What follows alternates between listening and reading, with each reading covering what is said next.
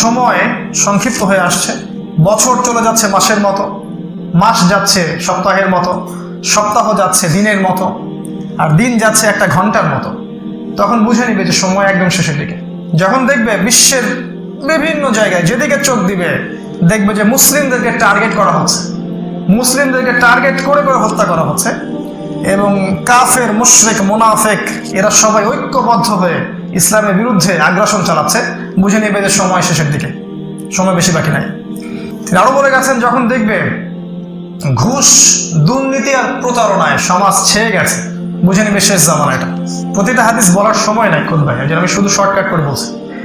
তিনি আরো বলেছেন, যখন দেখবে পিতা মাতার সাথে মানে এক কথায় চাকর চাকরানির মতো আচরণ করা হবে, পিতা মাতাকে সম্মান করা হবে না, পিতা মাতাকে বাদ দিয়ে মানুষ অন্যকে সম্মান করবে, পিতা মাতাকে সম্মান করবে না, বুঝে নিবে এটা শেষ জামানা। মহামারী ছড়াচ্ছে এবং মানুষ বেশি বেশি মদ পান করছে, কিয়ামতের আলামত, শেষ জামানার আলামত। যখন দেখবে সমাজের মানুষ গান বাজনাকে হালাল করে নিয়েছে, তখন জেনে রাখবে এটা শেষ জামানা। হালাল করে নিয়েছে মানে একটা সময় মানুষ শুনলে মনে করতো এটা হারাম, আমি অন্যায় করছি, এখন ওটা মনে করবে না, শুনবে মনে করবে এটা হালাল, ঠিক আছে কোনো সমস্যা নেই। মদ পান করবে হালাল মনে করবে, জিনা করবে হালাল মনে করবে, সুদ খাবে হালাল মনে করবে। এরকম আকীদার পরিবর্তন যখন হয়ে যাবে, ফান্তাজির সা, কিয়ামতের অপেক্ষা করতে থাকবে। তিনি বলেছেন, এই সময় সমাজে এমন সব রোগ ব্যাধির জন্ম নিবে যে রোগ ব্যাধিগুলো আদৌ কখনো পৃথিবীতে আসে নাই। এবং এটাও এসেছে হাদিসে যে বিশ্বের একটা বড় অংশের মানুষ মুতান শাদীদ মানে বড় একটা মহামারী আসবে, যে মহামারীতে বিশ্বের অনেক মানুষকে কবরে নিয়ে চলে যাবে। এই যে দেখেন কি হচ্ছে। তারপরে আসবে সানাওয়াতু জালাজিল, তারপরে আসবে ভূমিকম্পের বছরগুলা, মানে বছরের পর বছর ধরে বিশ্বের বিভিন্ন জায়গায় ভূমিকম্প হতে থাকবে, সামনে আসছে এটা। তিনি আরো বলেছেন যে বিশ্বের মধ্যে রাসূলুল্লাহ সাল্লাল্লাহু আলাইহি ওয়াসাল্লামের সুন্নাহ এটাকে মানুষ অবমূল্যায়ন করবে এবং অন্য সুন্নাহকে ধরে নেবে।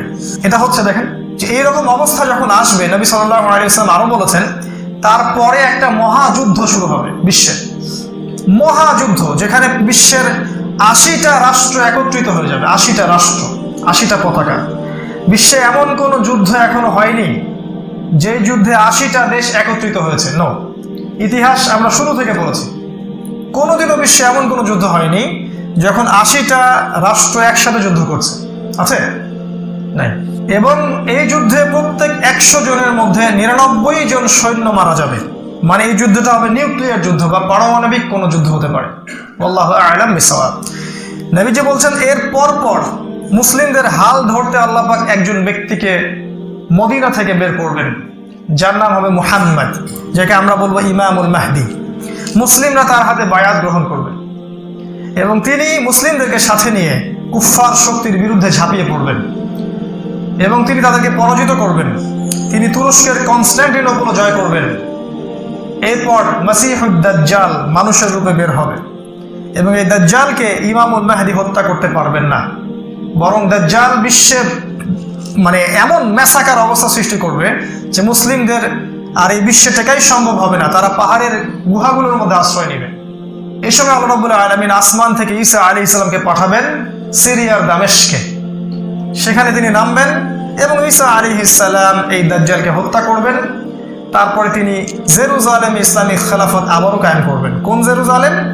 ওই যে জেরুজালেম যারা ইহুদিরা দখল করে আছে এখন, এই জেরুজালেম, এখান থেকে ইসলামিক খেলাফা সামনে বাস্তবায়িত হতে যাচ্ছে ইনশাআল্লাহু আযজা ওয়া জাল।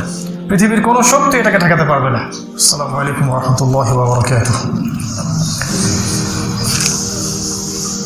ইন্নাল হামদুলিল্লাহ নাহমাদুহু ওয়া নাস্তাঈনুহু মান ইয়াহদিহিল্লাহু ফালা মুদিল্লা লাহু ওয়া মান ইউদ্লিল ফালা হাদিয়া লাহু ওয়া নাশহাদু আন লা ইলাহা ইল্লাল্লাহু ওয়াহদাহু লা শারীকা লাহু ওয়া নাশহাদু আন্না মুহাম্মাদান আবদুহু ওয়া রাসূলুহু আম্মা বা'দ।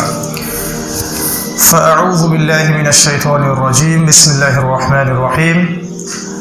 وقال الله تعالى في كلامه المجيد والفرقانه الحميد: ونزلنا عليك الكتاب تبيانا لكل شيء وهدى ورحمة وبشرى للمسلمين. وقال رسول الله صلى الله عليه وسلم: إن الله يرفع بهذا الكتاب أقواما ويضع به الآخرين وقال عليه السلام القرآن حجة لك وعليك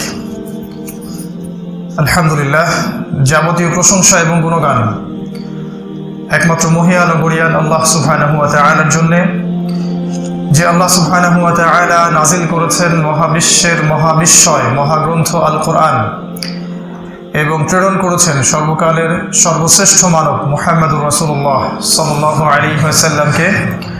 আমরা সকলেই তার দরবারে শুকরিয়া আদায় করি, বলি আলহামদুলিল্লাহ। দরুদ এবং সালাত বর্ষিত হোক প্রিয় নবী, মানবতার মুক্তির দূত মুহাম্মদুর রাসূলুল্লাহ সাল্লাল্লাহু আলাইহি ওয়াসাল্লামের প্রতি। আমরা দরুদ পাঠ করি আল্লাহুম্মা সাল্লি আলা মুহাম্মদ আল্লাহুম্মা বারিক আলা মুহাম্মদ। সম্মানিত মসজিদের মুসল্লিবৃন্দ, আজকের পবিত্র জুমার দিনের এই সংক্ষিপ্ত সময়ের জুমার খুতবার আলোচ্য বিষয় হচ্ছে কোরআন ও সুন্নাহর আলোকে বা ইসলামের আলোকে সময়ের যাত্রা এবং আমাদের জন্য শিক্ষা।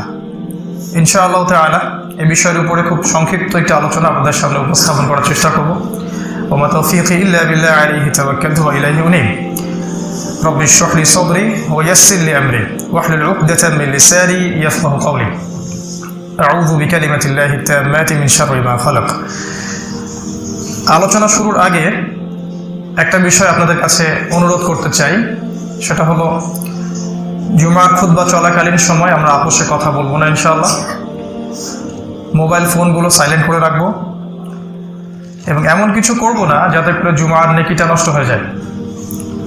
রাসূলুল্লাহ সাল্লাল্লাহু আলাইহি ওয়াসাল্লাম বলেছেন, কেউ যদি জুমার দিনে সকাল সকাল গোসল করে, সুন্দর কাপড় পরে, সুগন্ধি ব্যবহার করে, পায়ে হেঁটে মসজিদে আসে, ইমামের কাছাকাছি বসে, খুতবা মনোযোগের সাথে শ্রবণ করে, কাউকে কষ্ট দেয় না, তাহলে এই যে ব্যক্তি প্রত্যেক পদক্ষেপ ফেলে মসজিদে আসলো, প্রত্যেকটা পদক্ষেপের বিনিময়ে আল্লাহ পাক তাকে 1 বছরের নফল রোজা আর এই রাতের বেলার যে তাহাজ্জুদ, এই নেকি লিখে দিবেন ইনশাআল্লাহ। হাদিস সহিহ। এই বিশাল নেকিটা নষ্ট হয়ে যাবে যদি আমরা জুমার আদব রক্ষা করতে না পারি।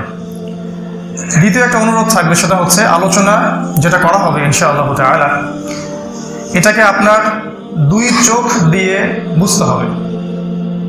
শুধুমাত্র বাহ্যিক জ্ঞান দিয়ে আপনি বুঝতে ব্যর্থ হবেন।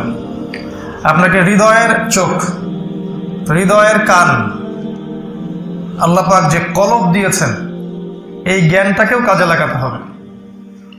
বাহ্যিক জ্ঞান কেমন? বাহ্যিক জ্ঞান হচ্ছে আমরা সেকুলার লাইনে যে পড়াশোনাগুলো করি, স্কুল, কলেজ, ইউনিভার্সিটি, বিশ্ববিদ্যালয়, কেমব্রিজ, অক্সফোর্ড, হার্ভার্ড, পড়াশোনা করার পরে কিছু মানুষ বক্তব্য দিয়ে থাকেন যে ইসলামী শরীয়তটা মানবতার মুক্তির সমাধান নয়। দীর্ঘদিন পড়াশোনা করার পর তারা বলেন যে পর্দার বিধানটা চলে না, এটা সেকেলে। কেউ কেউ বলেন যে সুদভিত্তিক অর্থনীতি ভালো, এতে তো সবার মধ্যে দারিদ্রতা দূর হয়ে সচ্ছলতা আসতেছে। কিছু কিছু মানুষ বলেন যে ছেলে ছেলেতে বিয়ে করা জায়েজ, মেয়ে মেয়েকে বিয়ে করা জায়েজ, সমকামিতা রাষ্ট্রীয়ভাবে লাইসেন্স দেওয়া হয়। যারা এই কথাগুলো বলে তারা কিন্তু সেকুলার লাইনে অনেক পড়াশোনা করেছে, তারা বিবিএ করেছে, এমবিএ করেছে, ডক্টরেট করেছে, বাইরের দেশ থেকে পড়াশোনা করে আসছে, আসার পরে তারা এই কথাগুলো বলছে। কিন্তু যাদের কাছে কোরআন এবং সুন্নাহর জ্ঞান আছে তারা বুঝতে পারে যে তাদের এই বক্তব্যগুলো আইএমএ জাহেলিয়াতের বক্তব্যের সাথে মিলে যায়। তাদের ওই জ্ঞানটা হচ্ছে বাহ্যিক জ্ঞান। বাহ্যিক জ্ঞান মানে বাহ্যিক চোখ দিয়ে যা দেখছি, যা শুনছি, যা বুঝছি, এটাই জ্ঞান। কিন্তু কোরআন এবং সুন্নাহ আমাদেরকে বলে যে এই জ্ঞানের বাইরে আরো একটা জ্ঞান আছে, যে জ্ঞানটা আল্লাহর পক্ষ থেকে আসে। সেটার মূল উৎস হচ্ছে কোরআন এবং সুন্নাহ। এই কোরআন এবং সুন্নাহকে দিয়ে যদি আপনি ওই সাবজেক্টগুলোকে পড়াশোনা করেন তাহলে বুঝতে পারবেন তাদের জ্ঞানের সংজ্ঞা এবং প্রয়োগের মধ্যে কত ফাঁক ফোকর আছে। আমরা কোরআন এবং সুন্নাহর আলোকে বলি যে পর্দার বিধান ফরজ। আমরা বলি যে একজন ব্যক্তি যদি কোরআন সুন্নাহর মূল নীতিগুলো না মেনে চলে সে জান্নাতে যেতে পারবে না। আমরা বলি যে কোরআন এবং সুন্নাহর যে আইন, যে বিধান, যে শাসন, এটাই চূড়ান্ত। আমরা বলি যে আল্লাহ রাব্বুল আলামিনের সাথে শিরিক করলে কেউ জান্নাতে যেতে পারে না। আমরা বলি না, ছেলে ছেলেকে বিয়ে করতে পারবে না, মেয়ে মেয়েকে বিয়ে করতে পারবে না। আমাদের চিন্তা আর ওদের চিন্তার মধ্যে এত পার্থক্যটা কোথায়? এত এত আকাশ পাতাল ফারাকটা কেন? ফারাকটা হচ্ছে এই কারণে যে তাদের জ্ঞানটা বাহ্যিক আর আমাদের জ্ঞানটা হচ্ছে অভ্যন্তরীণ জ্ঞান।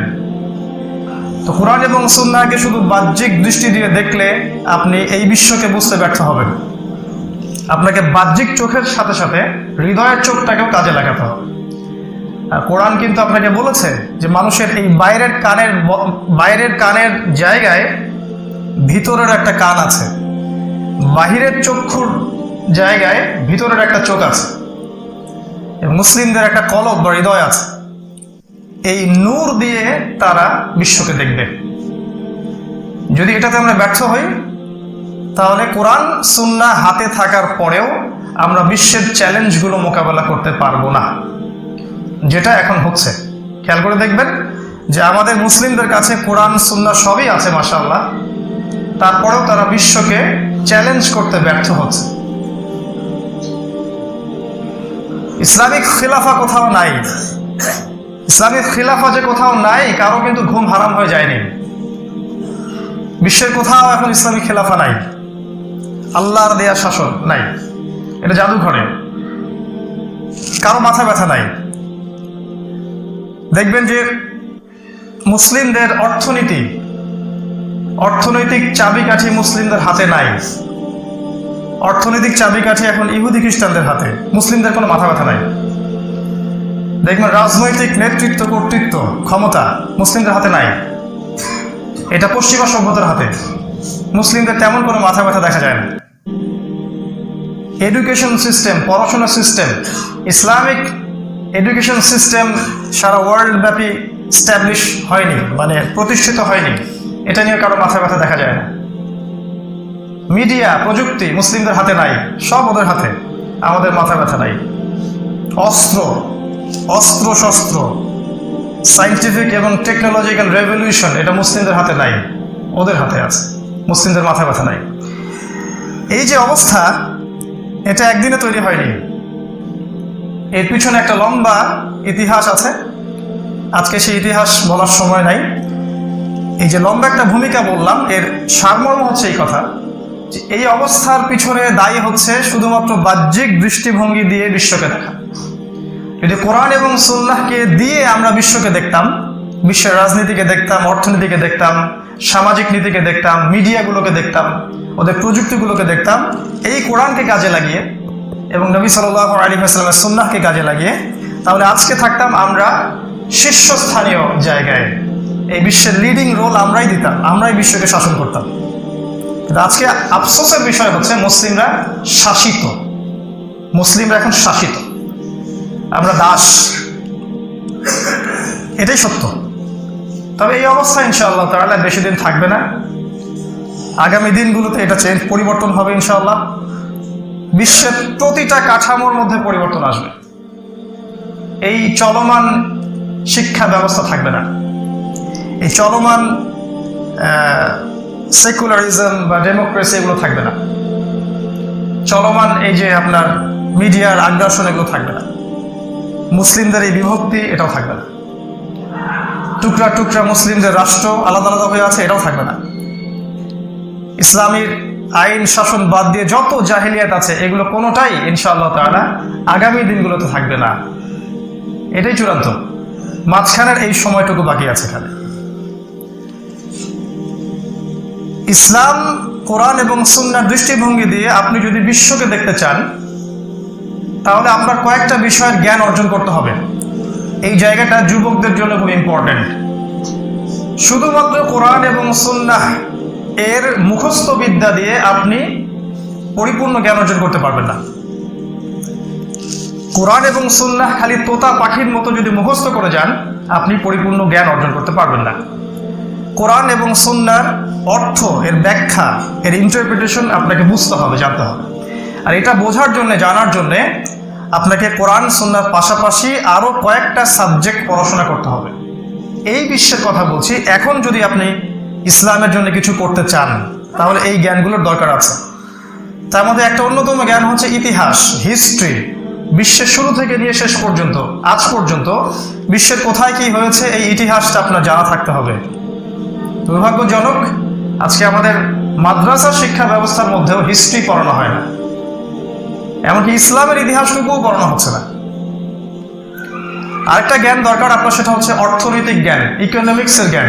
অর্থনীতির জ্ঞান না থাকলে এই বিশ্বকে চ্যালেঞ্জ করতে পারা যাবে না।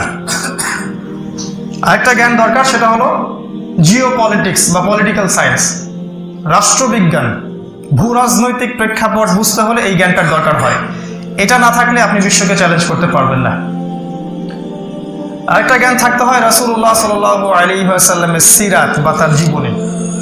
এই জীবনী সম্পর্কে ধারণা না থাকলে আপনি কোরআন সুন্নাহকে হাতে রেখেও কিছুই করতে পারবেন না। আরেকটা জ্ঞান দরকার হবে, সেটা হচ্ছে ফিকহ বা কোরআন সুন্নাহর গভীর বুঝ, যেটাকে আমরা বলি ফিকহের জ্ঞান। এই ফিকহের জ্ঞান থাকতে হবে। আরেকটা জ্ঞান লাগবে, সেটা হলো শেষ জামানার জ্ঞান। এই শেষ জামানার জ্ঞানটাকে বলা হয় ইলমু আখিরুজ জামান, শেষ জামানার জ্ঞান। এই জ্ঞানটা না অর্জন করতে পারলে আপনি শেষ জামানাকে বুঝতে পারবেন না, কোন যুগে আপনি বাস করছেন এবং সামনে কি হতে যাচ্ছে। আর যদি আপনি শেষ জামানার জ্ঞানটাকে নিজের মধ্যে আয়ত্ত করতে না পারেন, তাহলে সামনে যে ভয়ঙ্কর সময়গুলো অপেক্ষা করছে এটা আপনি বুঝতে পারবেন না। এতে করে আপনি আপনার ঘরের সামনে আযাব, গজব, ফিতনা চলে আসবে, আপনি নাকে তেল দিয়ে ঘুমাবেন আর মনে করবেন আপনি জান্নাতে আছেন। দুর্ভাগ্যজনক হচ্ছে যে এই শেষ জামানার জ্ঞানগুলো, শেষ জামানার জ্ঞান বা আখিরুজ জামানের জ্ঞানগুলো নিয়ে আমরা আলাদা কোনো শাস্ত্র তৈরি করতে পারি নাই। এই জন্য দেখবেন রাসূলুল্লাহ সাল্লাল্লাহু আলাইহি ওয়াসাল্লাম কিয়ামতের যে অসংখ্য নিদর্শন বলে গেছেন, এগুলো পড়ে, হাদিসগুলো পড়ে আর বলে যে এগুলো আগেও ছিল, এগুলো নিয়ে এত উদ্বিগ্ন হওয়ার কিছু নাই। দেখুন, এই কয়েকটা সাবজেক্ট যদি আপনি পড়াশোনা না করতে পারেন এবং এই সাবজেক্টগুলোর সাথে কোরআন সুন্নাহকে মিলাতে না পারেন, তাহলে আগামী দিনগুলোতে মুসলিম উম্মাহ নেতৃত্বের আসনে যেতে পারবে না। যদি মুসলিম উম্মাহ এই বিশ্বকে শাসন করতে চায় এবং ইসলামিক খিলাফার মাধ্যমে সারা বিশ্বে শান্তি স্থিতিশীলতা কায়েম করতে চায়, জুলুমের অবসান ঘটাতে চায়, জালেমের ধ্বংস হয়, মাজলুম তার অধিকার ফিরে পায়, তাহলে অবশ্যই এই জ্ঞানগুলো অর্জন করতে হবে। আর এই জ্ঞানগুলো অর্জন করার জন্য আমি যুবক শ্রেণীর মানুষদেরকে বেশি আহ্বান জানাবো ইনশাআল্লাহ। আমরা বিশ্বাস রাখি আগামী দিনগুলোতে তারাই উম্মার নেতৃত্ব দিবেন। আমাদেরকে বুঝতে হবে কোরআন সুন্নাহর আলোকে সময়ের ধারাটা। খুব সংক্ষিপ্ত সময়ে বলছি আমি, আল্লাহ রাব্বুল আলামিন যখন পৃথিবী সৃষ্টি করেছেন, তার আগে কেউ ছিল না, শুধুমাত্র আল্লাহ ছিলেন। আল্লাহ রাব্বুল আলামিন আরশ সৃষ্টি করলেন। আরশটা ছিল পানির উপরে, সূরা হুদের মধ্যে আছে কানা আরশুহু আলাল মা, তার আরশ ছিল পানির উপরে। এরপর আল্লাহ রাব্বুল আলামিন 6 দিনে আসমান এবং জমিনের সবকিছু সৃষ্টি করলেন। যত কিছু আছে মহাবিশ্বে সবকিছু আল্লাহ পাক সৃষ্টি করেছেন মাত্র 6 দিনে। আমাদের দিনের হিসেবে 6 দিন না, আল্লাহর দিনের হিসেবে 6 দিন। আল্লাহ পাকের একদিন আমাদের 50,000 বছর। এরপর আল্লাহ রাব্বুল আলামিন কলম সৃষ্টি করেছেন, কলম, এবং বলেছেন, কলমকে বলেছেন তুমি লিখো। কলম বলেছিল মাযা আকতুব, আমি কি লিখব। আল্লাহ পাক বলেছিলেন কিয়ামত পর্যন্ত যা কিছু হবে সব কিছু লিখে ফেলো। কলম লাউহে মাহফুজে সব কিছু লিখে ফেললো, কিয়ামত পর্যন্ত যা কিছু হবে সব কিছু। মানে আল্লাহ রাব্বুল আলামিন এই মহাবিশ্ব এই জন্য সৃষ্টি করেননি যে এটা কখনো ধ্বংস হবে না, বরং এর ধ্বংসের দিন, ক্ষণ, তারিখ সবকিছু আগে থেকেই পূর্ব নির্ধারিত। মাঝখানে একটা সময় আপনি আমি পাচ্ছি, যেটাকে আমরা বলি দুনিয়ার জীবন বা দুনিয়ার হায়াত। আর এই দুনিয়ার হায়াতে আল্লাহ রাব্বুল আলামিন তার খলিফা সৃষ্টি করতে চাইলেন। খলিফা কি, এটার ব্যাখ্যা আমরা অনেকভাবে করি, কোরআনকেই ব্যাখ্যা করতে দেওয়া উচিত। আল্লাহ পাক আদম আলাইহিস সালামকে খলিফা হিসাবে পৃথিবীতে পাঠিয়েছেন তিনি আরো একজন নবীকে খলিফা বলেছেন।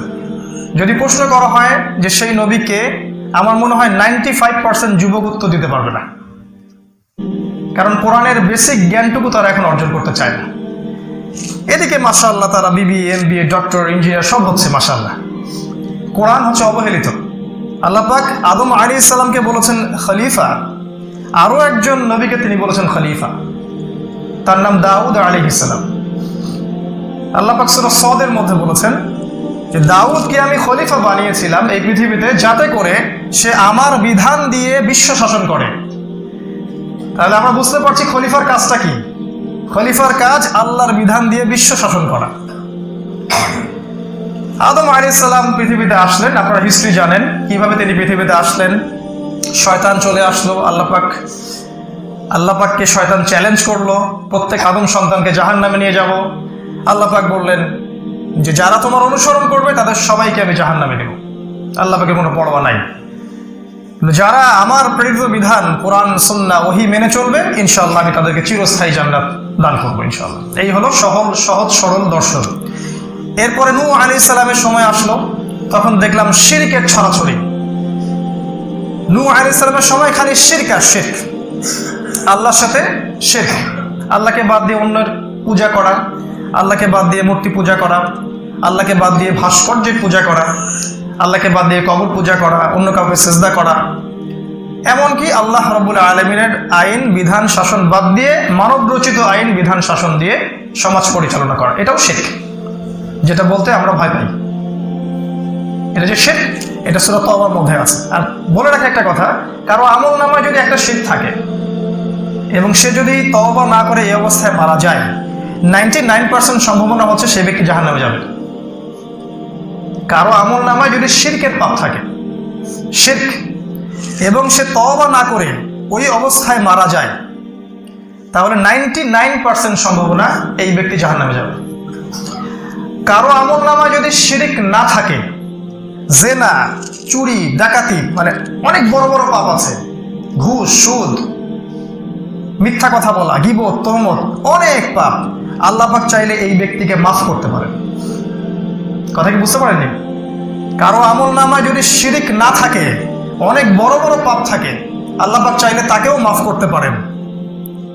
আল্লাহ পাক বলেছেন আমি শিরক ছাড়া বাকি সমস্ত গুনাহ যাকে ইচ্ছা মাফ করে দিতে পারি, কিন্তু শিরকের পাপ থাকলে মাফ হবে না, এটাই চূড়ান্ত।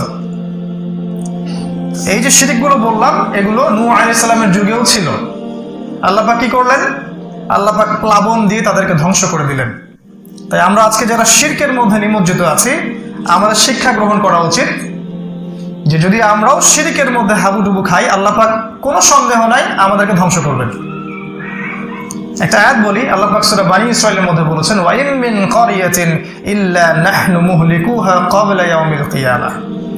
এমন কোন জনপদ নাই যাকে আমি কিয়ামতের আগেই ধ্বংস করে দেব না।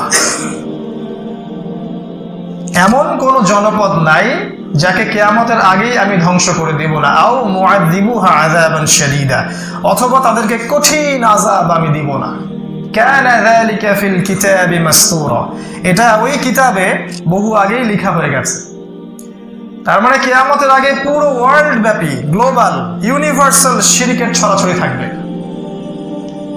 পলিটিক্সে শিরক, অর্থনীতিতে শিরক, শিক্ষা ব্যবস্থায় শিরক, সমাজ কাঠামোতে শিরক, ইবাদতে শিরক, চিন্তায় শিরক, আকীদায় শিরক, কথায় শিরক, শিরকের ছড়াছড়ি থাকবে। এজন্য আল্লাহ পাক কিয়ামতের আগে অনেক বড় বড় সম্প্রদায়কে ধ্বংস করে দিবেন, এটা লিখিত হয়ে গেছে, চূড়ান্ত।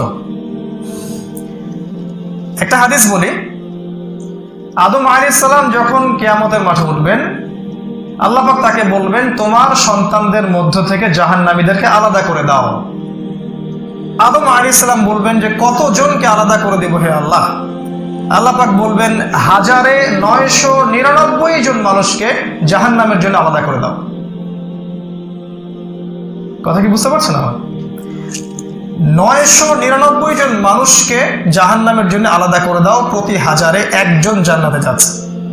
তার মানে বোঝা যাচ্ছে এই মানব জাতির সবচেয়ে বড় যে পাপটা নিয়ে তারা উঠবে কিয়ামতের মাঠে, এটা হলো শিরক। যদি অন্য পাপ হতো তাহলে আল্লাহ পাক এত বড় সংখ্যা বলতেন না, কারণ আল্লাহ তো বলেছেন শিরিক ছাড়া সব পাপ আমি মাফ করতে পারি যাকে ইচ্ছে। তার মানে ওই যে 999টা মানুষ জাহান্নামে যাবে, তাদের আমল নামায় কোন পাপ থাকতে পারে চিন্তা করেন। শিরক, সিম্পল। এটাই এখনকার বিশ্ব শিরকের উপর দাঁড়িয়ে আছে। বিশ্বের যেদিকে তাকাবেন ইবাদত শিরক, অর্থনীতি শিরক, পলিটিক্স শিরক, গ্লোবালাইজেশন এর মধ্যে দেখবেন শিরক, এডুকেশন সিস্টেম শিরক, মিডিয়া শিরক শেখাবে, শিক্ষা ব্যবস্থা আপনাকে শিরক শেখাচ্ছে। ইভেন ধার্মিক যারা, এরাও শিরকের মধ্যে আজকে নিমজ্জিত আছে, দেখবেন, খেয়াল করে শিরকের ছড়াছড়ি। তো নূহ আলাইহিস সালামের সময় এই বিষয়টা ছিল। আল্লাহ পাক ওদেরকে কিন্তু পুরো জনপদকে একসাথে ধ্বংস করে দিয়েছেন। এরপরে আসেন ইব্রাহিম আলাইহিস সালাম, আপনাকে সময়ের যাত্রা করাচ্ছি। এরপর ইব্রাহিম আলাইহিস সালামের যুগে আসেন, দেখবেন ওখানেও মূল সমস্যা শিরক। তার বাবা মূর্তি পূজা করে, তিনি বাবাকে বোঝাচ্ছেন, বাবা তার তো চোখ নাই, কান নাই, শুনতেও পারে না, দেখতেও পারে না, কেন তার উপাসনা করেন? বাবা তাকে বাড়ি থেকে বের করে দিচ্ছে, সমাজের মানুষ তাকে বের করে দিচ্ছে। এক পর্যায়ে রাষ্ট্রের যে শাসক নমরুদ, সে ইব্রাহিম আলাইহিস সালামকে আগুনে ফেলে দিল। আল্লাহ রাব্বুল আলামিন বলছেন ইব্রাহিম একাই একটা উম্মাহ, মানে পৃথিবীতে কেউই নাই তাওহীদপন্থী, ইব্রাহিম একাই, তার স্ত্রী সারা, তার ভাতিজা লূত, অল্প কয়েকজন মানুষ। আল্লাহ পাক কারো পরোয়া করলেন না, ওই 4-5 জন মানুষকে আল্লাহ পাক বাঁচালেন, বাকি সবাইকে ধ্বংস করলেন। একই সুন্নাহ, আল্লাহ পাকের সুন্নাহর কোনো পরিবর্তন দেখবেন না। ওয়ালান তাজিদা লিসুন্নাতিল্লাহি তাহউইলা, আল্লাহ পাকের সুন্নাহর মধ্যে কোনো পরিবর্তন আপনি দেখবেন না, খালি প্রেক্ষাপট ভিন্ন হচ্ছে, সময় ভিন্ন হচ্ছে। তার পরের যুগে আসেন আজ জাতি, যারা আপনাদের মতো বাড়িঘর তৈরি করতো। মাশাআল্লাহ, এখানে এসে আমার খুব ভালো লাগছে আপনাদের বাড়িঘরগুলো দেখে, মাশাআল্লাহ। আর আজ জাতি এবং সামুদ জাতির কথা মনে পড়ছে। আল্লাহ পাক কোরআনে বলেছেন যে তারা পাহাড় কেটে কেটে বাড়ি নির্মাণ করত। এত শক্তিশালী সম্প্রদায় ছিল, ফিজিক্যাল স্ট্রাকচার ছিল অনেক হাই, অনেক লম্বা চওড়া শক্তিশালী।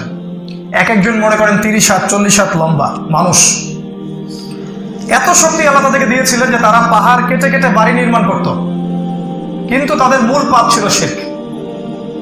তারা আল্লাহর ইবাদত করতো না, মূর্তি পূজা করত, আল্লাহ বিরোধী আইন শাসন দিয়ে তাদের সমাজ পরিচালনা করত, নবীকে অমান্য করত, নবীর সুন্নাহ মানত না, এবং এক কথায় শিরকের যত রকম শাখা প্রশাখা আছে তারা সেগুলোর মধ্যে বিচরণ করত।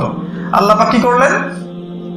আজ জাতিকে ধ্বংস করলেন বাতাস দিয়ে। বাতাস 6 দিন 7 রাত টানা বাতাস, ঘূর্ণিঝড়। ওই যে বড় বড় দেহের মানুষগুলা খেজুর গাছের মতো চিত হয়ে পড়ে থাকলো। শেষ, সভ্যতাও শেষ, জনবল শেষ, ক্ষমতাও শেষ, সবই শেষ, স্মৃতি হয়ে গেল, হিস্ট্রি। কেউ ওদের কথা আর মনে করে না। তারপরে সামুদ জাতির দিকে তাকান, একই অবস্থা। আল্লাহ পাক সামুদ জাতিকে ধ্বংস করলেন প্রচন্ড শব্দ দিয়ে। এমন বিকট শব্দ হলো আসমান থেকে, ওই শব্দ যার কানে ঢুকছে সেই হার্ট অ্যাটাক করে মারা গেছে। শেষ, ক্ষমতাও শেষ, দাপট শেষ, জুলুমও শেষ, সব শেষ। একদিনের ব্যাপার খালি। একই সুন্নাহ, শিরকের কারণে আল্লাহ পাক ধ্বংস করলেন। আল্লাহ রাব্বুল আলামিন বলেছেন লাম ইয়াখলুক মিসলুহা ফিল বিলাদ।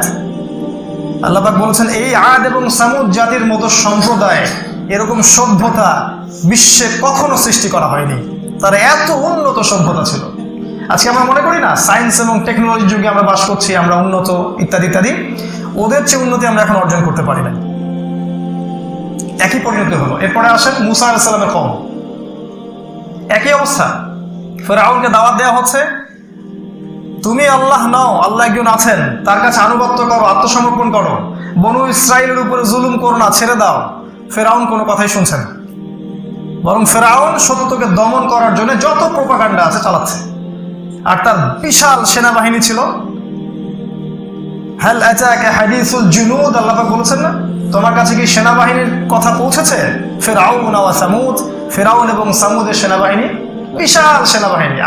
আমাদের আর কি, এই ন্যাটো ট্যাটো, ওই যে জাতিসংঘ, আর ওই যে আপনার পশ্চিমা সভ্যতার United Nations, UN, Germany, Britain, France, America, Israel, এগুলো কিছুই নাই। ফেরাউনের সেনাবাহিনীর সামনে এগুলো কিছুই না। আল্লাহ পাক কি করলেন? এই সাগরে, লোহিত সাগরে দুটাকে একসাথে চুবিয়ে ডুবিয়ে মারলেন। একটা দিনের মধ্যেই সমস্ত সভ্যতা শেষ। সূরা দুখানে আল্লাহ পাক বলেছেন যে তারা যখন ধ্বংস হয়ে গেল, তারা ওদের প্রাসাদ, ঘর বাড়ি, বাগ বাগিচা সব ছেড়ে ওই সাগরের দিকে ছুটলো। আল্লাহ পাক বলছেন, তারা যখন ধ্বংস হলো, আকাশ এবং জমিনে একজন প্রাণীও তাদের জন্য কাঁদে নাই। সুবহানাল্লাহ। আকাশ এবং জমিনের একটা মাখলুক ফেরাউন এবং তার অনুসারীদের জন্য কাঁদে নাই, এক ফোঁটা চোখের পানিও ফেলেনি। এই হলো পরিণতি শিরকের। ঈসা আলাইহিস সালামের যুগে আসেন, তারপরে দেখবেন ঈসা আলাইহিস সালাম দাওয়াত প্রচার করছেন, মানুষ তার কথা শোনে না। তিনি চক্ষুর অন্ধের গায়ে হাত দিচ্ছেন, চোখ ভালো হয়ে যাচ্ছে, কুষ্ঠরোগী ভালো হয়ে যাচ্ছে। এবং আল্লাহ পাক বলছেন এই ঈসা আলাইহিস সালামই হচ্ছে মাসিহ, ত্রাণকর্তা। কিন্তু ইহুদিরা সেটা বিশ্বাস করলো না, বরং ইহুদিরা ঈসা আলাইহিস সালামকে হত্যা করার চক্রান্ত করলো। আল্লাহ পাক তাকে আসমানে তুলে নিলেন, জমিনে তার জায়গাই হলো না। তাওহীদপন্থী হওয়ার কারণে জমিনে তার জায়গাই হইল না, আল্লাহ পাক তাকে আসমানে তুলে নিলেন। সুবহানাল্লাহ। আল্লাহ পাক তাকে নিজ হেফাজতে রেখে দিয়েছেন। এখনো আগামী বিশ্বে হতে পারে 10 বছর, 20 বছর, 30 বছর, 40 বছর, 50 বছর, আল্লাহু আলাম, তিনি আবারও পৃথিবীতে আসতে যাচ্ছেন ইনশাআল্লাহ। এবং এসে তিনি তার অসমাপ্ত কাজটা করে যাবেন। সেটা কি? ওই জেরুজালেম থেকে এই বিশ্ব তিনি শাসন করবেন। এবং মাসিহুদ দাজ্জাল, যে মিথ্যা মাসিহ, তাকে তিনি হত্যা করবেন এবং ইহুদি জাতিকে তিনি ধ্বংস করবেন এবং তিনি ইহুদিদের বিরুদ্ধে যুদ্ধ করবেন। বিশ্বের আনাচে কানাচে তিনি ইনসাফ, ন্যায়, আদালত কায়েম করবেন। বিশ্বে কোনো জুলুম থাকবে না, কোনো ফাসাদ থাকবে না, কোনো জিনা, কোনো ব্যভিচার, কোনো সুদ, কোনো ঘুষ, দুর্নীতি, করাপশন, আল্লাহ বিরোধী আইন শাসন কিছুই থাকবে না। এটা যে থাকবে না চূড়ান্ত। মাঝখানের সময় ইসলাম বিরোধী শক্তিরা যা খুশি তাই করতে পারে। They can kill the people, তারা মানুষকে হত্যা করতে পারে, but they cannot kill the truth, তারা সত্যকে হত্যা করতে পারবে না। এটাই বাস্তব। খোদি আলামর, এটা লিপিবদ্ধ হয়ে গেছে। মাঝখানের এই সময়টা বাকি আছে। এবার ঈসা আলাইহিস সালামের পর থেকে নিয়ে কিয়ামত পর্যন্ত একজন মাত্র নবীকে আমরা দেখতে পারি, আর কোনো নবী নাই। তিনি কে? মুহাম্মদ রাসূলুল্লাহ সাল্লাল্লাহু আলাইহি ওয়াসাল্লাম। এবার দেখেন, সময় আপনাকে এইখানে নিয়ে আসলাম অল্প সময়ের মধ্যে। মুহাম্মদ সাল্লাল্লাহু আলাইহি ওয়াসাল্লামকে আল্লাহ পাঠালেন শেষ নবী, আর কোনো নবী আসবেন না। দেখেন তিনি যে সমাজে জন্ম নিলেন সেটাও শিরকি সমাজ, তাই না? একই সুন্নাহ, বিশ্বের অবস্থা একই, খালি সময় আলাদা আলাদা আর দেশ প্রেক্ষাপট আলাদা আলাদা। ওখানে আবু জেহেলরা শিরক করছে, ওই আগে ফেরাউন শিরক করতো, এখন আবু জেহেলরা শিরক করছে। তিনি যে মক্কায় জন্ম নিলেন সেখানে দেখা গেল সেখানে মানুষ 5টা পাপ করে, মূলত মৌলিক 5টা পাপ করে। একটা হচ্ছে মক্কার মানুষ শিরক করে, 2 নম্বর মক্কার মানুষরা সুদ খায়, 3 নম্বর মক্কার মানুষরা হচ্ছে নারী জাতিকে অবমাননা করে, জিনা, ব্যভিচার, কন্যা সন্তানকে হত্যা করে ইত্যাদি। 4 নম্বর তারা গোত্রীয় দ্বন্দ্বে লিপ্ত থাকে, একে অপরের সাথে মারামারি কাটাকাটি। আর 5 নম্বর মাদক, খালি মাদক দ্রব্য খায় আর ঘুমায়। এই 5টা সমস্যা মক্কায় ছিল। নবী সাল্লাল্লাহু আলাইহি ওয়াসাল্লাম নবী হলেন, 23 বছর তিনি দাওয়াতি কাজ করলেন। মক্কায় 13 বছর, মদিনায় 10 বছর। মক্কার 13 বছরের প্রথম 3 বছর গোপনে দাওয়াত দিলেন, মানুষ অল্প অল্প করে আস্তে আস্তে ইসলাম কবুল করতে থাকলো। এক পর্যায়ে যখন প্রকাশ্যে ইসলামের দাওয়াত তিনি দিতে থাকলেন, মানুষ জুলুম এবং নির্যাতন শুরু করলো। এমন কোনো জুলুম নাই যে তাকে করা হয়নি। কথা দিয়ে জুলুম, কাজ দিয়ে জুলুম, তাকে আঘাত করা হচ্ছে, থুতু দেওয়া হচ্ছে, গালি দেওয়া হচ্ছে, মিথ্যাবাদী, কাযযাব ইত্যাদি ইত্যাদি। নিজের আপনজনরা তাকে বয়কট করছে, গাছের ছাল পাতা খেয়ে তিনি বসবাস করছেন, সবর করছেন, ধৈর্য ধরছেন। এক পর্যায়ে তার নিজের মাতৃভূমি ছেড়ে তাকে চলে যেতে হলো। ওই মদিনায় গিয়ে ইসলামিক রাষ্ট্র কায়েম হলো। তারপর ইসলামিক সেনাবাহিনী গঠন করা হলো, বদরের যুদ্ধ হচ্ছে, উহুদের যুদ্ধ, খন্দক, খাইবার, অসংখ্য যুদ্ধ তারপর শুরু হলো, জিহাদ। এই শব্দটা বললে এখন আবার মানুষ ভয় পায়।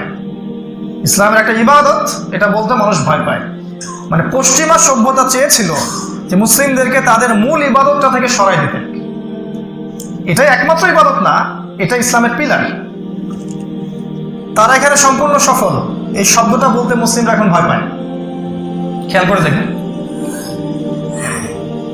এরপর যেটা হলো, রাসূলুল্লাহ সাল্লাল্লাহু আলাইহি ওয়াসাল্লাম মদিনার জীবনে এতটা দাওয়াত প্রচার করতে পারলেন, এত সেনাবল সৈন্য সামন্ত হলো, সাহাবীরা ইসলাম কবুল করলেন, বিনা যুদ্ধে তিনি আবারও মক্কা বিজয় করলেন।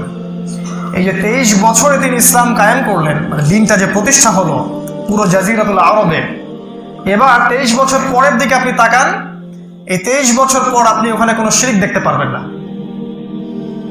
আমি কি বোঝাতে পারছি? 23 বছর আগের মক্কায় আপনি দেখবেন শিরক আছে, 23 বছর পর আপনি দেখবেন মক্কায় কোনো শিরক নাই। মক্কায় কেউ মূর্তি পূজা করে না, বরং প্রতিটা মূর্তি সবাই ভেঙে ফেললো, কবর ভেঙে ফেললো, মাজার ভেঙে ফেললো। আগে 23 বছর আগে ওখানে সুদ ছিল, 23 বছর পর দেখবেন কোনো সুদ নাই। মক্কার 23 বছর আগে দেখবেন সেখানে জিনা ছিল, ব্যভিচার ছিল, নারীর অবমাননা ছিল। 23 বছর পর দেখবেন নারীর কোনো অবমাননা সেখানে নাই। মানে একটা নারীকে যদি বেইজ্জত করা হয় তার জন্য 10টা মানুষ জীবন দিতে প্রস্তুত থাকে। 23 বছর আগে দেখবেন সেখানে গোত্রীয় হানাহানি ছিল, মারামারি কাটাকাটি। 23 বছর পর আপনি দেখেন সেখানে এগুলো কিছুই নাই, সবাই ভাই ভাই হয়ে গেছে, এক উম্মা হয়ে গেছে, ওয়ান উম্মা। আমাদের মতো আজকে এরকম শততা বিভক্ত না, আজকে আমাদের মতো শততা বিভক্ত না, সবাই তো বিভিন্ন দল উপদলে বিভক্ত আর কি। কুল্লু হিজবিন বিমা লাদাইহিম ফারিহুন, প্রত্যেক দল আবার এক নিজের কাছে যা আছে এটা নিয়ে আবার উৎফুল্ল, নিজেই হক বাকি সব বাতিল, এই কনসেপ্ট লালন করে আপনার। 23 বছর আগের মক্কায় দেখেন সেখানে মাদক ছিল, পরে দেখবেন কোনো মাদক নাই। তো এই যে 23 বছর রাসূলুল্লাহ সাল্লাল্লাহু আলাইহি ওয়াসাল্লাম দাওয়াতি কাজ করলেন, দিন কায়েম করলেন, তিনি আসলে কি করলেন? উত্তর, তিনি এবং তার সাহাবীরা এই যে কোরআন এবং সুন্নাহ এটাকে বাস্তবায়ন করেছেন সমাজের মধ্যে। এই একটা কাজই তারা কোরআনের হকগুলো আদায় করেছিলেন, তারা কোরআন সবাই বিশুদ্ধ করে পড়তে জানতেন, তারা প্রত্যেকেই কোরআনের অর্থ বুঝতেন, তারা প্রত্যেকেই কোরআনের যত আদেশ আছে সব আদেশ মেনে চলতেন, তারা প্রত্যেকেই কোরআনের যত নিষেধ সব নিষেধ বর্জন করতেন, তারা প্রত্যেকেই কোরআনের দাওয়াত মানুষকে দিতেন এবং তারা কোরআনের আইন বিধান শাসন সমাজে বাস্তবায়ন করেছিলেন। এই 6টা কাজ তারা করেছিলেন। এর ফলশ্রুতিতে আমরা দেখতে পারি 23 বছর আগের মক্কা আর 23 বছর পরের মক্কার মধ্যে আকাশ পাতাল পার্থক্য, একটা জাহিলিয়াত আর একটা ইসলাম। এরপর রাসূলুল্লাহ সাল্লাল্লাহু আলাইহি ওয়াসাল্লাম চলে গেলেন, সাহাবায়ে কেরামরা খেলাফায়ে রাশিদিন যারা ছিলেন তারা ইসলামী খেলাফত শাসন করতে থাকলেন। প্রথমে আবু বকর সিদ্দিকের যুগ, তারপর ওমর ইবনুল খাত্তাব, ওসমান, আলী। নবীজি বলে গিয়েছিলেন 30 বছর আমার উম্মতের এই খেলাফত কায়েম থাকবে, এরপর আসবে রাজতন্ত্র যেটা চলে গেছে, তারপর আসবে জবর দখলকারী যুগ, জোর জার মুল্লুকতার, এবং তারপর আসবে নবুয়তের আদলে খেলাফত, যেটা আমি বলেছি ঈসা আলাইহিস সালাম করবেন।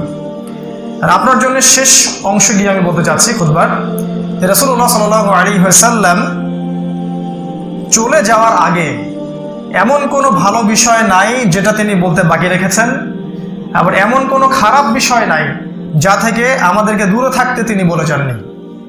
প্রত্যেকটা ভালো তিনি প্রচার করে গেছেন, প্রত্যেকটা খারাপ থেকে আমাদেরকে নিষেধ করে গেছেন।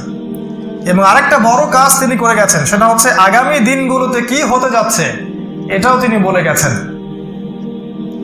যেমন তিনি বলেছেন যে আমার পরে আমার সামনের যে দিনগুলো আসবে এই সময়ে সমাজের সবচেয়ে গরিব যে মানুষগুলো থাকবে তারা উঁচু উঁচু অট্টালিকা নির্মাণ করবে। যখন এমন হবে তখন কিয়ামতের জন্য অপেক্ষা করবে। তিনি আরো বলে গেছেন, যখন দেখবে সমাজে জিনা আর ব্যভিচার বাড়ছে, জিনা আর ব্যভিচার, তখন বুঝে নেবেন যে হাতে বেশি সময় বাকি নেই। তিনি আরো বলেছেন, আমি শর্ট করে বলছি, যে যখন দেখবে সমাজের বেশিরভাগ মানুষ সুদের সাথে সম্পৃক্ত, হয় সুদ খায়, না হলে সুদ দেয়, না হলে সুদের সাক্ষী থাকে, না হলে লিখে রাখে, সুদের কোনো না কোনো জায়গায় সে ইনভলভ আছে, তখন অপেক্ষা করবে, এটা শেষ জামানা। তিনি আরো বলে গেছেন, যখন সত্যবাদীকে মিথ্যাবাদী বলা হবে আর মিথ্যাবাদীকে সত্যবাদী বলা হবে, আমানতদার ব্যক্তিকে বলা হবে খেয়ানতকারী আর খেয়ানতকার ব্যক্তিকে বলা হবে পরম আমানতদার। অযোগ্য ব্যক্তিদেরকে দায়িত্ব দেওয়া হবে, ফান্তাজিরিস সাআহ, তখন কিয়ামতের অপেক্ষা করতে থাকবে। তিনি আরো বলে গেছেন, যখন দেখবে বেশি বেশি ভূমিকম্প হচ্ছে, সময় সংক্ষিপ্ত হয়ে আসছে, বছর চলে যাচ্ছে মাসের মতো, মাস যাচ্ছে সপ্তাহের মতো, সপ্তাহ যাচ্ছে দিনের মতো, আর দিন যাচ্ছে একটা ঘন্টার মতো, তখন বুঝে নিবে যে সময় একদম শেষের দিকে। যখন দেখবে বিশ্বের বিভিন্ন জায়গায় যেদিকে চোখ দিবে দেখবে যে মুসলিমদেরকে টার্গেট করা হচ্ছে, মুসলিমদেরকে টার্গেট করে করে হত্যা করা হচ্ছে, এবং কাফের, মুশরিক, মুনাফিক এরা সবাই ঐক্যবদ্ধ হয়ে ইসলামের বিরুদ্ধে আগ্রাসন চালাচ্ছে, বুঝে নেবে যে সময় শেষের দিকে, সময় বেশি বাকি নাই। তিনি আরো বলে গেছেন, যখন দেখবে ঘুষ, দুর্নীতি আর প্রতারণায় সমাজ ছেয়ে গেছে, বুঝে নেবে শেষ জামানা এটা। প্রতিটা হাদিস বলার সময় নাই খুদ ভাই, আমি শুধু শর্টকাট করে বলছি। তিনি আরো বলেছেন, যখন দেখবে পিতা মাতার সাথে মানে এক কথায় চাকর চাকরানির মতো আচরণ করা হবে, পিতা মাতাকে সম্মান করা হবে না, পিতা মাতাকে বাদ দিয়ে মানুষ অন্যকে সম্মান করবে, পিতা মাতাকে সম্মান করবে না, বুঝে নিবে এটা শেষ জামানা। যখন দাসী তার মনিবকে জন্ম দিবে, মানে মায়ের সাথে এমন আচরণ করা হবে যেমনটা দাসীর সাথে করা হয়। যখন দেখবে যে মহামারী ছড়াচ্ছে এবং মানুষ বেশি বেশি মদ পান করছে, কিয়ামতের আলামত, শেষ জামানার আলামত। যখন দেখবে সমাজের মানুষ গান বাজনাকে হালাল করে নিয়েছে, তখন জেনে রাখবে এটা শেষ জামানা। হালাল করে নিয়েছে মানে একটা সময় মানুষ শুনলে মনে করতো এটা হারাম, আমি অন্যায় করছি, এখন ওটা মনে করবে না, শুনবে মনে করবে এটা হালাল, ঠিক আছে, কোনো সমস্যা নেই। মদ পান করবে, হালাল মনে করবে, জিনা করবে, হালাল মনে করবে, সুদ খাবে, হালাল মনে করবে। এরকম আকীদার পরিবর্তন যখন হয়ে যাবে, ফান্তাজির সাআ, কিয়ামতের অপেক্ষা করতে থাকবে। তিনি বলেছেন, এই সময় সমাজে এমন সব রোগ ব্যাধির জন্ম নিবে যে রোগ ব্যাধিগুলো আদৌ কখনো পৃথিবীতে আসে নাই। এবং এটাও এসেছে হাদিসে যে বিশ্বের একটা বড় অংশের মানুষ মুতারুন শাদীদ, মানে বড় একটা মহামারী আসবে, যে মহামারীতে বিশ্বের অনেক মানুষকে কবরে নিয়ে চলে যাবে। এই যে দেখেন কি হচ্ছে। তারপরে আসবে সানাওয়াতু জালাজিল, তারপরে আসবে ভূমিকম্পের বছরগুলা, মানে বছরের পর বছর ধরে বিশ্বের বিভিন্ন জায়গায় ভূমিকম্প হতে থাকবে, সামনে আসছে এটা। তিনি আরো বলেছেন যে বিশ্বের মধ্যে রাসূলুল্লাহ সাল্লাল্লাহু আলাইহি ওয়াসাল্লামের সুন্নাহ, এইটাকে মানুষ অবমূল্যায়ন করবে এবং অন্য সুন্নাহকে ধরে নেবে। এটা হচ্ছে, দেখেন। তিনি আরো বলেছেন যে হত্যা, খুন, গুম, ধর্ষণ, ব্যভিচার এবং এই যে হারাজ মানে রক্তপাত, এটা পৃথিবীর যে কোনো দিকে তাকাবেন এই দৃশ্য দেখতে পারবেন। এই অবস্থা যখন আসবে, তিনি বলছেন যে কিয়ামত কাছাকাছি। এরকম প্রায় 1000টা আলামত তিনি বলে গেছেন, যে একটা জুমার খুবই বলা সম্ভব না। আর আজকে আমার টপিকটাও সেটা না, আমি শুধু বলতে চাচ্ছি যে এরকম অসংখ্য আলামত বলে দিয়ে নবী সাল্লাল্লাহু আলাইহি ওয়াসাল্লাম বলেছেন, যখন এই অবস্থা তোমরা সমাজে দেখবে, তখন বুঝে নিবে সময় হাতে বেশি বাকি নাই। কত বছর বাকি আছে এটা আমাদের হিসাব করার দরকার নাই, কিন্তু সময় হাতে বেশি বাকি নাই। তখন তোমাদের কি দায়িত্ব, কি কর্তব্য? নবী করিম সাল্লাল্লাহু আলাইহি সাল্লামের হাদিস এবং কোরআন থেকে আমরা কয়েকটা বিষয় বুঝতে পারি। আমি আমার স্টাডি থেকে, আমার ক্ষুদ্র জ্ঞানে দেখেছি যে 5টা রাস্তা খোলা থাকবে আর কি। সেটা বলার আগে আমি 1 মিনিট সময় নিচ্ছি যে এইরকম অবস্থা যখন আসবে, নবী সাল্লাল্লাহু আলাইহি ওয়াসাল্লাম আরো বলেছেন, তারপরে একটা মহাযুদ্ধ শুরু হবে বিশ্বের, মহাযুদ্ধ, যেখানে বিশ্বের 80টা রাষ্ট্র একত্রিত হয়ে যাবে। 80টা রাষ্ট্র, 80টা পতাকা। বিশ্বে এমন কোনো যুদ্ধ এখনো হয়নি যে যুদ্ধে 80টা দেশ একত্রিত হয়েছে। নো, ইতিহাস আমরা শুরু থেকে বলেছি, কোনোদিনও বিশ্বে এমন কোনো যুদ্ধ হয়নি যখন 80টা রাষ্ট্র একসাথে যুদ্ধ করছে। আছে? নাই।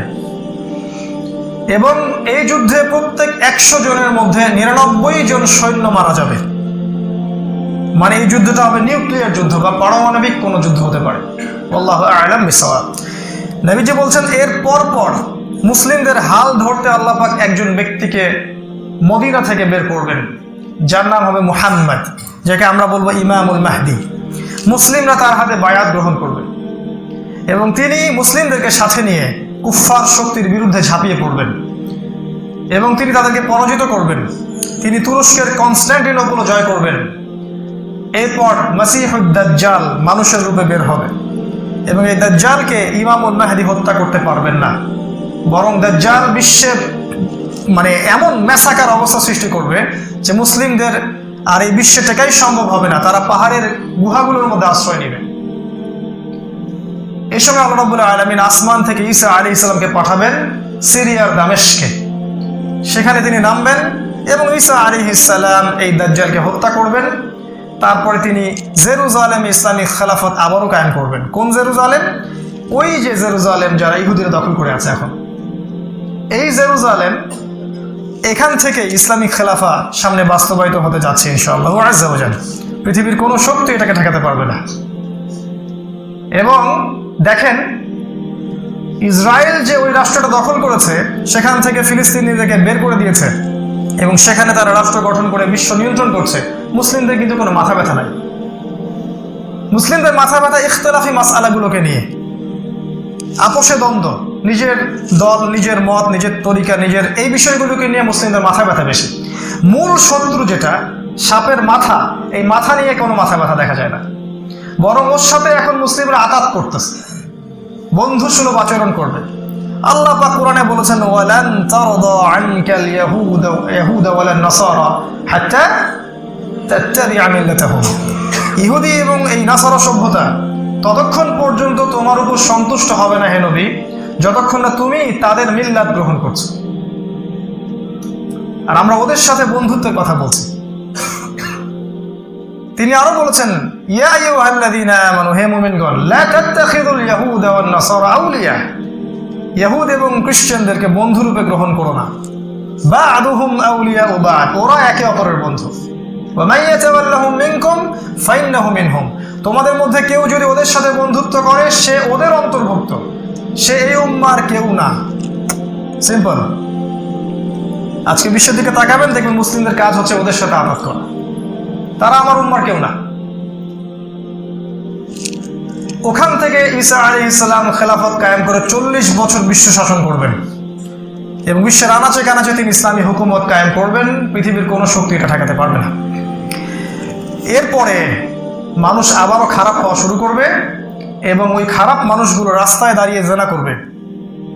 ওই মানুষগুলোর সামনে হঠাৎ করে একদিন কিয়ামত হবে। হঠাৎ করে, কোনো পূর্ব নির্ধারিত সাইন ছাড়াই, শুধুমাত্র পশ্চিম দিক থেকে সূর্য ওঠা বাদ দিয়ে। নবীজি বলেছেন, ভাত বা আহার করার জন্য কেউ মুখের মধ্যে খাবার তুলবে, গিলতে পারবে না, তার আগে কিয়ামত হয়ে যাবে। পানির গ্লাসটা তুলবে, পানি পান করার জন্য পানির ঢোক দিতে পারবে না, কিয়ামত হয়ে যাবে। কাপড় চোপড় ব্যবসা করার জন্য খুলবে, দাম দর কষাকষি করবে, এর মধ্যে কিয়ামত হয়ে যাবে। কেউ বাসায় ফিরেও যেতে পারবে না, মুহূর্তের মধ্যেই বিশ্ব শেষ, ধ্বংস। এইটুকু সময় বাকি আছে আপনার আমার হাতে।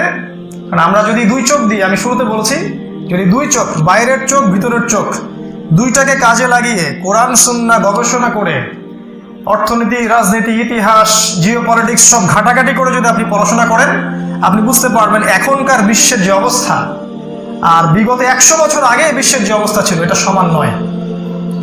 বিশ্বে আমূল পরিবর্তন হয়েছে এবং কিয়ামতের প্রায় 95% আলামত এখন চোখ দিয়ে দেখা যাচ্ছে। আর এমন আলামত দেখা যাচ্ছে যেগুলো আগে কখনো ছিল না। এই ইসরায়েল রাষ্ট্র এবং ইহুদিদের এই বড় রাষ্ট্র আগে কখনো ছিল না, ওই দাউদ আলাইহিস সালামের যুগের পর থেকে নিয়ে আর ছিল না।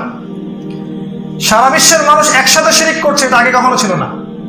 সারা বিশ্বের মানুষ একসাথে সুদ খাচ্ছে, এটা কখনো ছিল না।